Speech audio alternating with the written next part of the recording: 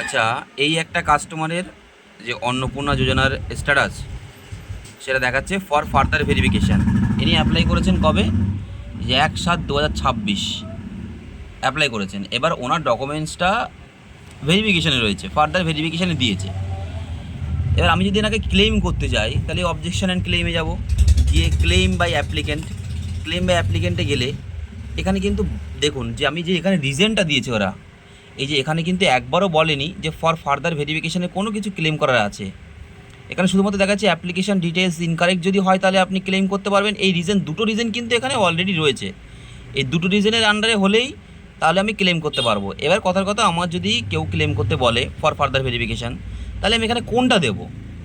একটা তো রয়েছে অ্যাপ্লিকেশন ডিটেলস ইনকারেক্ট, তাহলে আমার তো ওখানে অ্যাপ্লিকেশানে কোনো ভুল দেখায়নি। এখানে যেই দেখুন, একবার যদি আমি ট্র্যাক স্ট্যাটাস যাই, এখানেই কিন্তু কোনো প্রকারের কিছু রিজন লেখেনি। তাহলে আমি কোন রিজনে এটাকে আমি ক্লেম করব?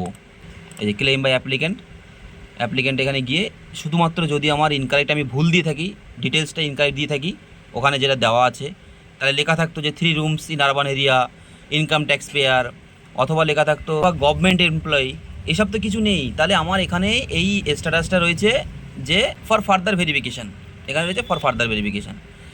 তাহলে আপনারাই বলুন, যদি কেউ জেনে থাকেন যে আমি এখানে রিজনটা কী দেবো, অবজেকশন অ্যান্ড ক্লেমে গেলাম, গিয়ে এখানে যে রিজনটা আমি কী দেবো?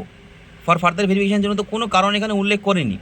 তবে আরেকটা সুখবর, সেটা হলো আমাদের পাড়ার একজনেরই ফর ফার্দার ভেরিফিকেশান ছিল, সেটা কালকে দেখলাম অ্যাপ্রুভ হয়েছে, আগস্ট পেমেন্ট স্ট্যাটাস সাকসেস দেখাচ্ছে। এটা যেটা সুখবর, তো কিন্তু ক্লেম করেনি কিন্তু সে। এটাই হচ্ছে ব্যাপার, এটাই জানানোর জন্য জাস্ট ভিডিওটা করা।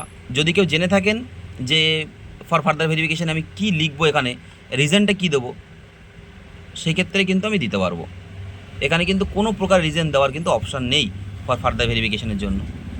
ধন্যবাদ।